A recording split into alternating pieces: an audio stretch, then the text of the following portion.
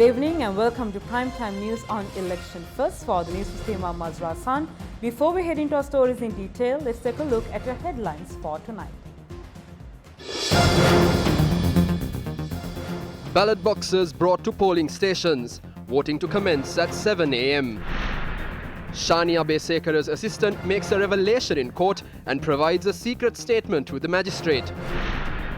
Bail rejected. 13 police narcotic bureau officers further remanded.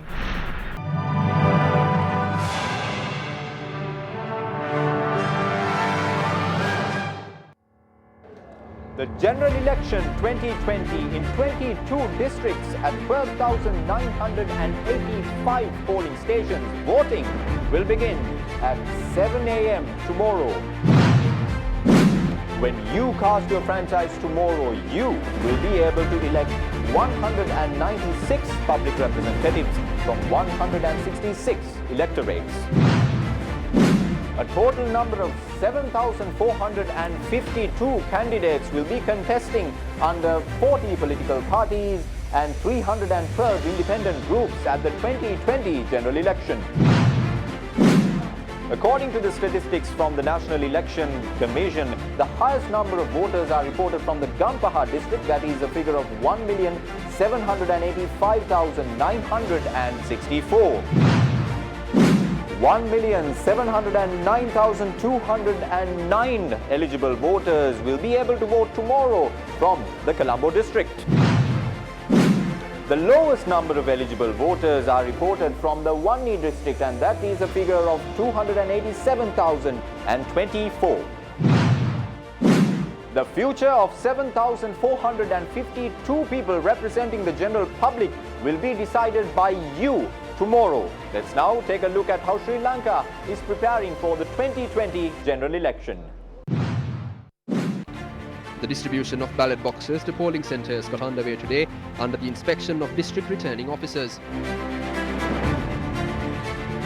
Ballot boxes for the Colombo district were transported from the DS Sendanayaka College, Royal College and Isipatana College. Ballot boxes for 966 polling centres in the Kurunegala district were distributed today. This was how the ballot boxes in Puttalam were distributed under tight security. Around 6,200 individuals from Mannar who have been displaced have requested the National Elections Commission to allow them to vote here. The Elections Commission informed us to make the necessary arrangements for them to vote here. So 6,275 individuals have been granted permission to vote accordingly. The distribution of ballot boxes commenced in the Hambantota district today. Our correspondent said ballot boxes were transported to 414 polling centres from the Suchi National School and the Hambantota Primary School.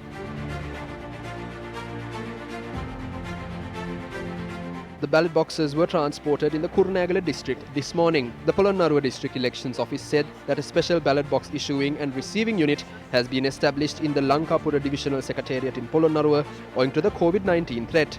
The unit has been established at the Vijitha Primary School in Polonnaruwa. Ballot boxes to 307 polling centres in the Trincomalee district were distributed from the Vipulananda Demala Madhya Mahavidyalaya.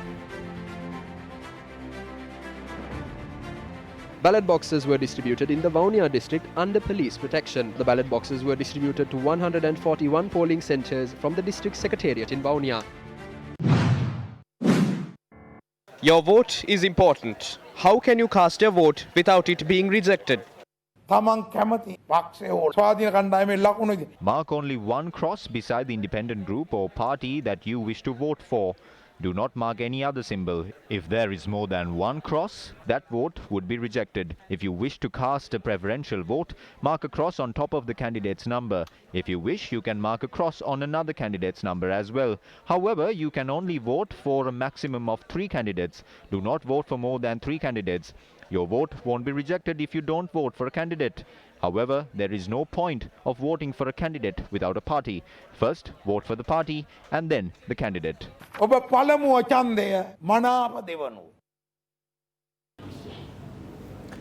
very good evening to you, Chaturanga. Good evening to you, Jayamal. And a very good evening to our viewers.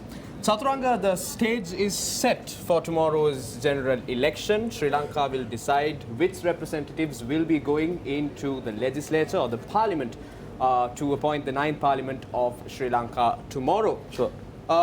However, this time around, the election is being held under extraordinary conditions, Chaturanga. Certain health guidelines are being followed and whatnot. And we at News First thought that it is pertinent to apprise the public of how you should vote. Public voters who are young and seasoned voters should vote tomorrow at the general election. So shall we run by some of the key details that the voters should follow tomorrow, Chaturanga? What is the first thing that a voter should do tomorrow? Sure, Jaimal. The first thing that we should keep in mind is when you're leaving home to your respective polling station, you should take your polling card with you along with a form of identification. And that could be your national identity card, the valid passport, a valid driving license, identity card issued for the clergy, pensioners and elders, and temporary ID cards issued by the Election Commission.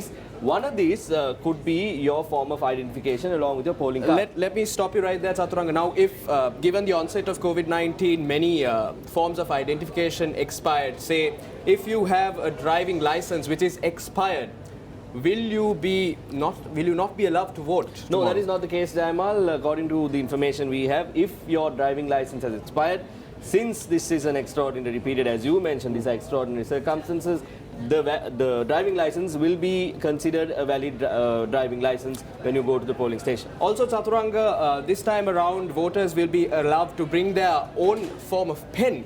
But as we know, there are many forms of pens, fountain pens, gel pens and whatnot. What sort of pen that should you take to the polling center with you? Yeah, the National Election Commission has announced that you should take a blue or black ballpoint pen when you go to the polling station. However, if you maybe forget to take one, there is nothing to worry. There will be a black or blue color ballpoint pen that will be provided to you at the polling station. However, we remind the general public who are going to the polling station tomorrow to take your own pen with you for sanitary reasons, health reasons as well. Jaimal, when we go to the polling station, one thing that you should keep in mind is this is what the voting card, the polling card looks like, and it will have the political parties and the independent groups that are contesting this time, and at the bottom it will show the preferential numbers. Now this is where things get a bit tricky for a lot of people, but we are trying to sort of explain it to you and put it in simple terms. So you can cast your vote for a particular political party or an independent group. That should be one party or one independent group. So you mark an X. I'm sure our producers can get the polling card on our screen as well. Sure. And then we go on to the preferential votes. Now you can stop by casting a vote for a particular party or an independent group. You can stop there. You don't have to, if you don't want to, you don't have to cast your preferential votes. But if you're casting your preferential votes, you have to mark an X on 3 particular candidates or numbers. Of Those are your preference. preferential votes. But you can also cast 1 preference to 1 candidate, or 2 if you want to, and 3. But 3 is the maximum preferences that you can cast on your ballot sheet. Let me ask you this question, Chaturanga. If one person marks 3 numbers from the preferential votes but does not vote for a certain party, will that vote be invalidated? That vote will not be valid. You have to mark your X in front of a particular political party or an independent group, and then mark your preferential votes. But if you do not mark an X in front of a political party or an independent group, the vote will not be considered. So you can vote for a certain party and refrain from voting for candidates, but you cannot do the other way That around. is correct. Is it, Chaturanga? That is correct. So what are the other key facts that we should keep in mind after going to the polling center? One key factor that you should keep in mind is the health factor. You should keep the health factor in mind. Sanitize your hands when you enter and when you exit the polling station. Always wear your face mask, but when it's time to sort of prove your identity to the officer there, please take your mask off and show that support to that officer so that they can carry out the process properly. And then once you are at the station, when they're marking the finger with the particular ink, you can do so by holding your hand in front of the particular officer, or if you're unable to hold your hand up in the air, you can leave it on a tissue paper that you have to take from the location that it is allocated. So this is what it looks like, and one particular point that the NEC is stressing on is maintaining social distancing. So we have to keep these in mind. This process will be available on our website www.newsfirst.lk and on the Newsfirst Facebook page as well, a video that has been made with regard to how to cast your vote at the general election. Jamal. Now, Chaturanga, since that is out of the way, let us elaborate on what News First is doing for the upcoming general election. How are our teams gearing up from across the island to bring the first and fast details of the general election to the people? Yeah, you are seeing some of our reporters who have been deployed around the country at the moment as we speak to bring you the details tomorrow and the day after when the results are coming out. First and fast, as you said, Jaimal, all these reporters and more are ready to bring the details to you. We have our staff, News First staff at all of these districts. We have provincial reporters on standby. We have our U reporters on standby. A huge crowd on standby, and we also have a busy newsroom right now. You may be hearing the noises of our friends working, colleagues working at this time as well. So all of us are ready, geared and set to bring you the details of the election from here and from our Stein Studios complex as well. First and fast, Jamal, on News First throughout the day tomorrow and the day after. Thank you very much, Chaturanga, and it's back to the newsroom. This year's election will take place in keeping with election laws and quarantine regulations. Accordingly, voting will take place while observing health precautions such as social distancing. Voters have been directed to maintain a distance of 1 meter at polling centres and sanitize their hands before entering polling stations. Further, voters have been instructed to remove their face masks for identification purposes when required and sanitize their hands once again. Election officers will provide a pen that is sanitized if voters do not bring their ballpoint blue or black pen. Ink would be applied on the finger of the voter using a carbon paper. If necessary, ink can be applied after placing a tissue on the table. Polling booths have been specially designed and would be disinfected frequently by election officers. Voters must wash their hands while leaving polling stations as well. The coronavirus does not exist at polling stations. No one can contract the coronavirus at polling stations as well. Our polling stations are 100% coronavirus free. A media briefing was held regarding election-related matters at the police headquarters today. 25,998 officers have been assigned in total, while 2 officers have been assigned per voting centre. 3,328 police officers have been assigned to counting centres. Accordingly, 52 officers have been assigned to each of the 64 counting centres. 45 STF officers have been deployed for each counting centre. A special team which consists of 15 officers have been assigned to provide security as well. Further, a group of 50 officers from the Civil Defence Force have been assigned to each counting centre. 3,069 mobile units will be deployed. 64 fully geared riot squads have been assigned, while another 89 partial riot squads have been deployed as well. 82,091 officers in total have been assigned for election duties. At least 2 police officers have been assigned to each polling centre. They were stationed by noon today. If the need arises, yes, that is why firearms have been provided.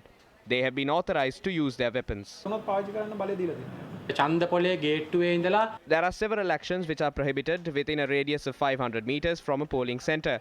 Requesting for votes, urging voters to not vote for a particular party or independent group, distributing leaflets and pamphlets and displaying election propaganda will be prohibited. Assist the police to maintain peace within this 500-meter radius.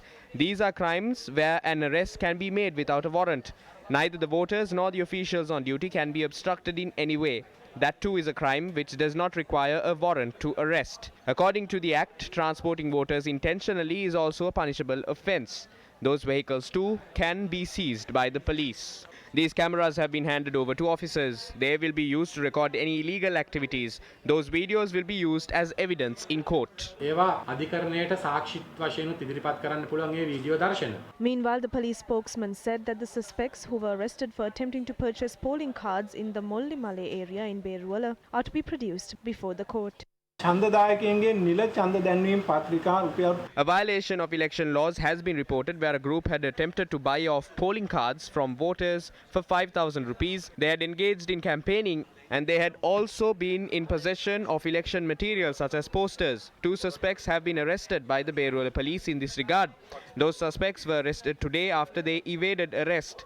They will be produced in court for an identification parade. A card, election posters and two 5,000 rupee notes have been seized. The Beruwala police are conducting further investigations. මේ සම්බන්ධයෙන් Beruwala police ස්ථානය මගින් විමර්ශන කටයුතු සිදු කරනවා.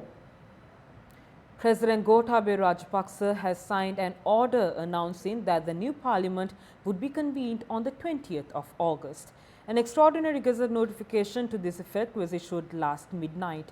The Gazette notes that the President had announced the date in keeping with the powers vested. A police sub-inspector who was an assistant to the former director of the CID, Shania Besekara, who is currently under investigation for providing false evidence, was remanded until the 7th of August after he was produced before the Gampaha Magistrates Court today. Sub-Inspector of Police Sugat Mohana, who is attached to the Amblipitiya Police, was arrested by officials of the Colombo Crimes Division last evening. The suspect was produced before Gampaha Magistrate Manjula Karna Ratna today. Sri Lanka Police said the suspect named Sugat Mohana Mendes was arrested for providing false evidence to produce firearms to court with regard to a case filed against ex-DIG Vasgunawardena in 2014.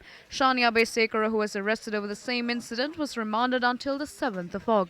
Attorney at Law Chamindathu Korala, who represented the arrested sub-inspector of police, explaining facts to court, said an official attached to the CCD had exerted undue influence when his client, who surrendered himself to the Sri Lanka police, was providing a statement. The attorney said an official by the name of Neville had exerted undue influence. Subsequently, a request made by the attorney representing the arrested police officer to allow him to provide a secret statement was granted.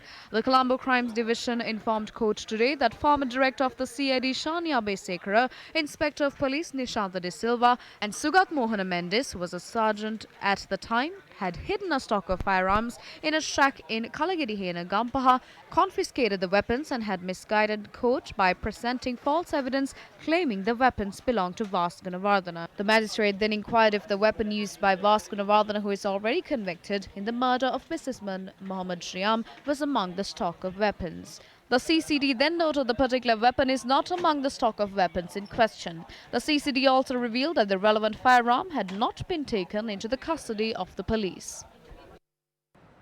4 suspects, including former Negombo Prison Superintendent Anuruddha Sampaio, were further remanded upon orders issued by the Negombo Magistrates Court today.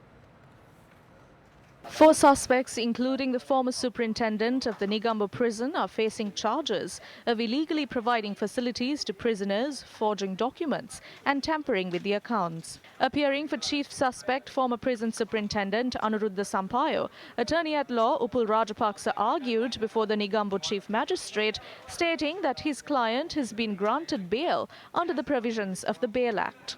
He argued that Sampaio has not been named as an accused yet and that his wife is facing an illness while his daughter is a student at the medical faculty at the Kelaniya University. Lawyers appearing for Upali Sarat Bandara, who is the second suspect in the case, had requested the court to release his client on bail, citing that he is suffering from an illness and that no evidence has been put forward against him. Lawyers appearing for the third suspect also told the court that their client is suffering from heart diseases. Meanwhile, lawyers appearing for the fourth suspect told the court that the media had published false reports regarding their client. They requested the court to grant bail to their client as he has not faced accusations over any offences previously and that he had surrendered to court immediately after a court order was issued. However, Deputy Solicitor General Dilip Apiris, who appeared for the Attorney General, raised heavy objection against granting bail to the suspects. He highlighted there was an exceptional situation surrounding the suspects and questioned as to how that is taking place. He said it is unusual for the second and third suspects to appear in court at once when facts were being presented to the court on them. The Deputy Solicitor General questioned as to how the inspector of the Negombo police had travelled to Kurunegala directly and arrested Anuruddha Sampaio, who had evaded court for 11 days. He also told the court that the police inspector had not informed the Criminal Investigations Department regarding his arrest. The Deputy Solicitor General made these remarks while studying the notes made by the inspector of the Negombo police station before the court. He pointed out that although the police spokesman had said that the first suspect was arrested through an intelligence operation, the note showed that the arrest was carried out based on information received by the inspector of the Negombo police. Based on these notes, it was also revealed in court that the arrest was set in motion after the officer had met with Anuruddha Sampaio based on the instructions of a senior officer and after explaining the contents of the warrant to the suspect. Deputy Solicitor General Dileepa Piri said the notes also revealed that Anuruddha Sampaio was an old boy of the police inspector's school and that he had identified him properly. He added that a person who attempted to record footage of the incident was also prevented from doing so. The Negombo prison inspector, who had said that the brother of Anuruddha Sampaio is well known to him, had noted that he had treated him to a cup of tea as well. Accordingly, Deputy Solicitor General Dileepa Piri is questioned as to how one can claim that the suspect was arrested following an intelligence operation while the notes state otherwise. Deputy Solicitor General Dileepa Piri further pointed out that the counsel for the defence has told court yesterday that the suspect had surrendered. He requested for a special investigation to be carried out on the entire sequence of activities starting from 9:10 a.m. when the Negombo police inspector left for Kurunegala until 3:42 p.m. when the suspect was arrested. He further noted that Anuruddha Sampaio, who could not be traced by the police and the Criminal Investigations Department for 11 days, was located easily by the Negombo police inspector, and added that the acting IGP must explain to court on the contradicting nature of the information that had been presented. Deputy Solicitor General Dileepa Piri said the Defence Secretary had visited the Attorney General's department today to discuss the matter. He produced a 41-page report to the court on the luxury goods discovered from cells 2, 7 and 8 of the L ward of the Negombo prison, which was under the supervision of the main suspect. Negombo Chief Magistrate Rajendra Jai Surya said the conduct of the prison superintendent can be viewed as purposely evading court as the court order was made public through the media and other platforms. The Chief Magistrate observed that the suspect had purposely evaded court despite having an opportunity to surrender before any police station in Kurunegala. The Chief Magistrate said that bail cannot be granted to the suspect as his conduct was similar to the other suspects and noted that granting bail would have an impact on the investigations, the inquiry and the witnesses. Meanwhile, Colombo Chief Magistrate Lanka Jayaratne rejected the bail applications filed on behalf of the 13 Police Narcotic Bureau officers who were arrested on charges of drug trafficking. Now, they are alleged to have sold heroin and ice that was seized during raids to drug traffickers.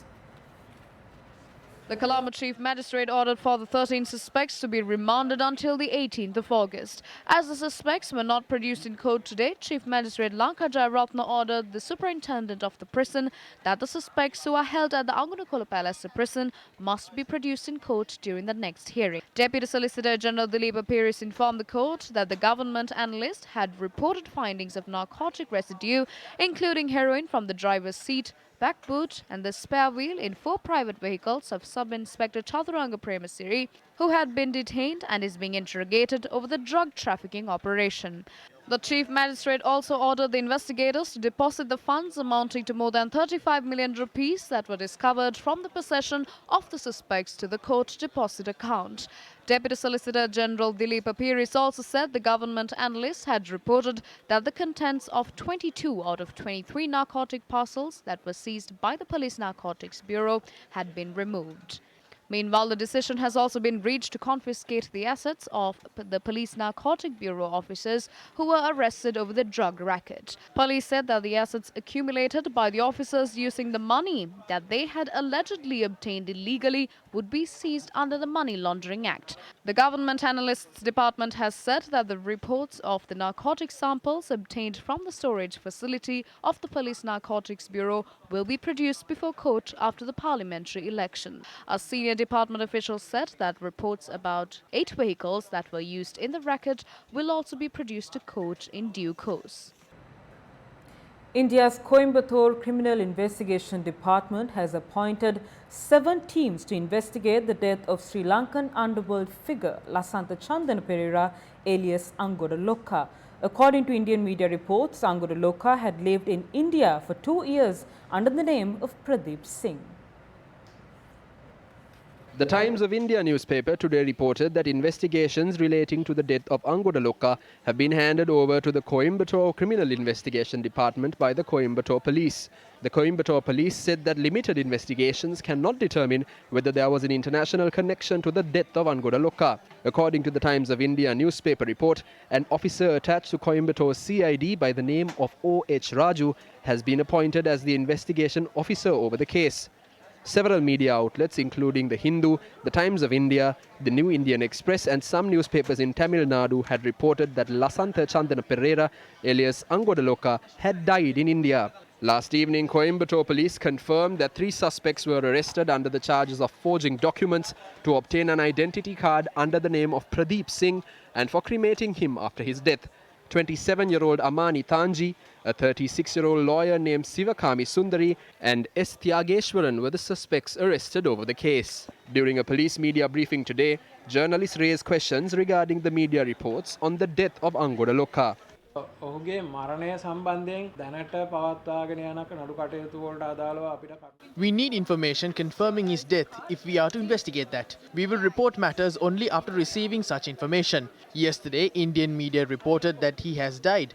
However, if we are to report it legally to court, we must report facts that can be accepted by court. We have not received information to that effect yet. We hope to obtain confirmation on this from a government level. If his death is confirmed, we will report matters to court and take the relevant course of legal action. තියෙන නඩු කටයුතු සම්බන්ධයෙන් ඉදිරි ක්‍රියාමාර්ග ගන්නවා. අංගොඩ ලොක්කා ගැන දැන් කවුරු කියන්නේ දැන් පිළිගන්නේ නැහැ මේ කියන්නේ මේක ජීවිත හතර ඉන්නවද නැද්ද කියලා. ඒතර මුදල් ප්‍රමාණ තියෙන දේවල් ඒවට මොකද වෙන්නේ එතකොට? මුදල් විශුද්ධිකරණ පනතේ 3 වෙනි වගන්තිය අනුව මුදල් We will confiscate money belonging to him under the Money Laundering Act. If his money was obtained through laundering, then the transactions carried out after that will become illegal. Thereafter, regardless of who owns the money or assets now, we will confiscate them if it is proven in court that they had been acquired using funds obtained through money laundering. Stay tuned to News First. We will be back after this short commercial break. Welcome back to the news. Prison officials discovered a cat close to the Colombo Magazine prison with a small pack of heroin tied around its neck. Social media dubbed it the narco cat. What happened to it? Let's take a look. The prison officers discovered a cat with a small pack of heroin tied around its neck at around 4:30 a.m. on Saturday. 1.7 grams of heroin, 2 SIM cards and a memory chip were discovered inside the small pack tied onto the cat. Commissioner of Operations at the Department of Prisons, Chandana Ekanayaka, said the cat was found to be freely roaming within the prison premises. He said the cat was not reported missing. However, investigations are underway to find out who used the cat to transport narcotics within the prison. The human-elephant conflict continues to torment rural communities. This is yet another report from Ampara. The Pansalgoda village in Lahugala, Ampara is located at the center of the Lahugala National Park. The wild elephants belonging to the national park encroach these villages both day and night.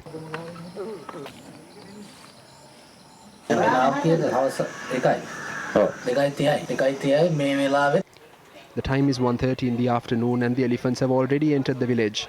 This elephant is always in the garden. It is a wild animal and therefore he might attack us at any given time. The wildlife officers must look into this matter and try to chase away the elephants back to the wild.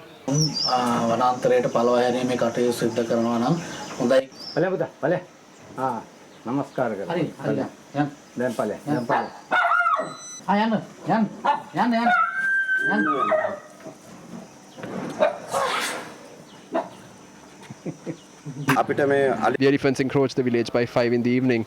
They break through the fence. We cannot do anything. These elephants are a real problem.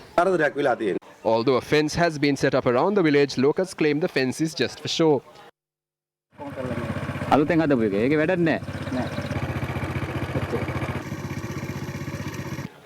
The Newsfirst correspondent said that the ongoing human-elephant conflict has caused damage to properties in the village and even claimed lives in the past. Villagers urged the authorities to set up an electric fence as a solution to this crisis.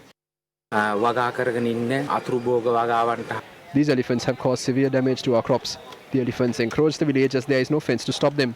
Please set up an electric fence and protect our lives.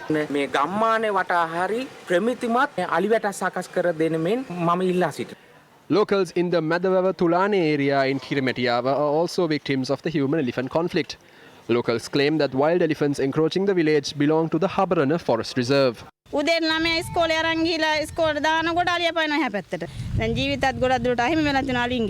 The ongoing human-elephant conflict has also destroyed the crops cultivated by these locals. Although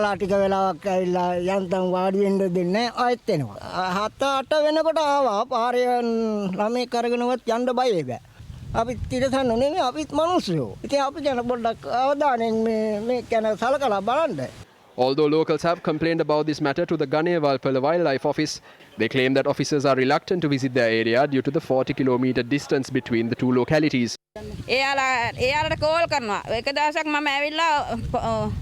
We called them. One day, 5 elephants encroached my garden and I tried calling for them for hours. They said they were on their way, but no one showed up. We have no firecrackers to use to chase away the elephants. We are helpless. They break our houses.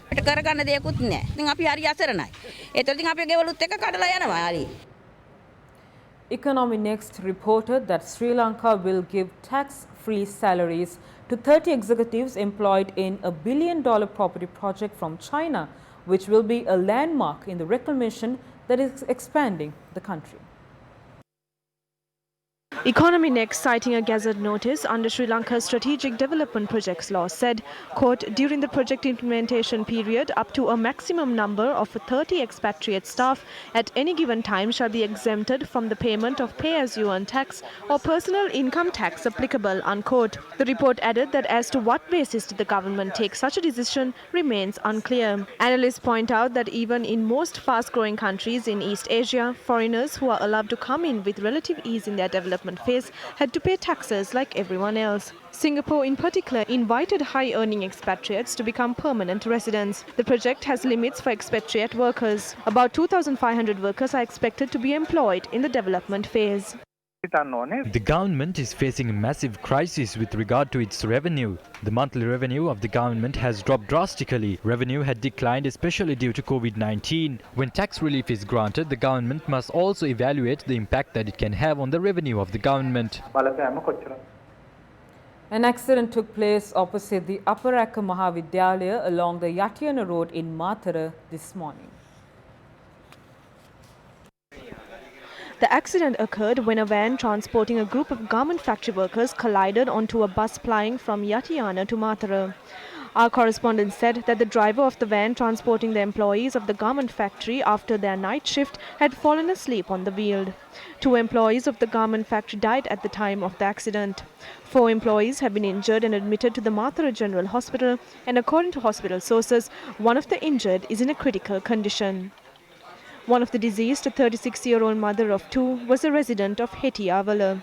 The other deceased was a 42-year-old mother of 4 from Beliatta. The drivers of the bus and the van were arrested and they have been remanded after being produced before court. The historic Asala Perahera of the Sri Dalada Maligawa in Kandy concluded with the Diya Kapima ceremony that was held earlier today. The water cutting ritual was performed in Gatta Bay on the waters of the Mahavali River.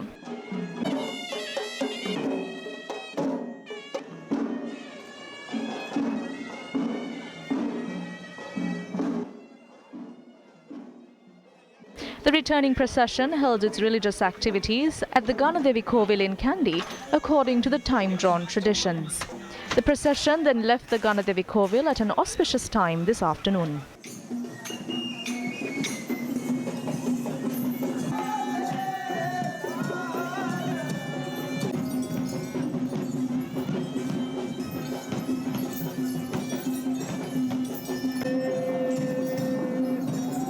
Leaving the Asgiriya Gedige temple at 2:37 p.m., the Perahara then proceeded to D.S. Senanayaka Street, Temple Road, Devavidya, and then to Rajavidya, where it paid homage to the temple of the sacred tooth relic thrice. Those who have made agriculture their main livelihood are facing numerous difficulties. Amid the sun, the rain, the weather and the pest, a farmer toils to harvest his crop. Farmers in many parts of Galle are now facing an unprecedented challenge due to the spread of weeds in their cultivations.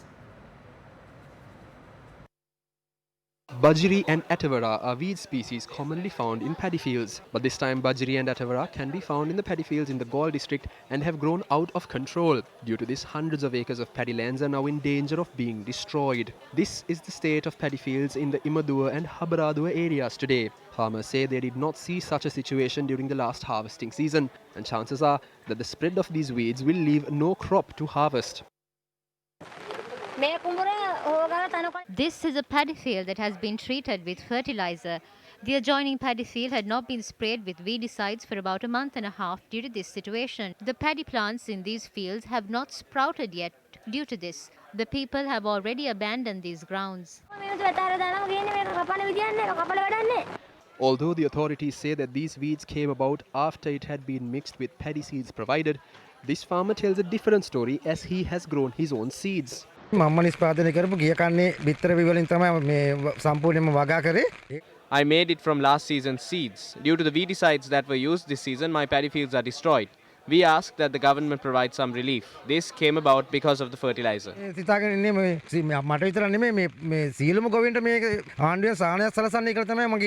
destruction caused cannot be reversed. Farmers have given up hope of harvesting their crops for this season by now. What they call for is immediate attention to the issue and for relief to be granted. Farmers were directed to 12,000 acres of barren paddy lands in the Galle district. Paddy seeds were given to them. So far there have been several complaints that due to the growth of grass with the seeds provided, these cannot be destroyed by weedicides.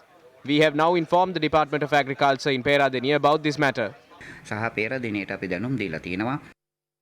People residing in the Wahava village in the Padiyatalawa Divisional Secretariat have been hit by problems relating to water even during the rainy season. These villagers obtain water from the Dorakumburu Oya and Arava, that are two dry streams located further off from their area.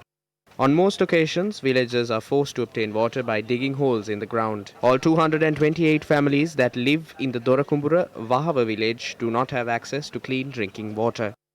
The water that is obtained by digging holes is mostly muddy. Many villagers have fallen ill due to this issue. The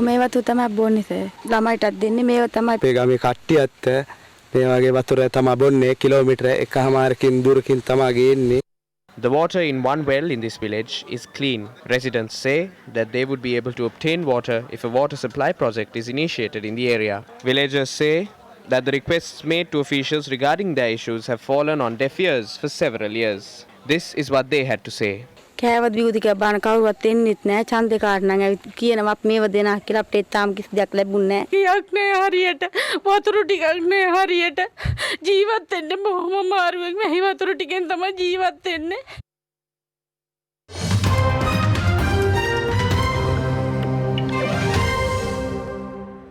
US President Donald Trump says the government should get a cut from the sale of TikTok's US unit if an American firm buys it. And that's a wrap of this edition of Primetime News. For the Newsfirst team, I'm Azra San with our sign language interpreter Brian D. Cruz. Now stay with Newsfirst for first and fast 2020 general election updates. Take care and good night.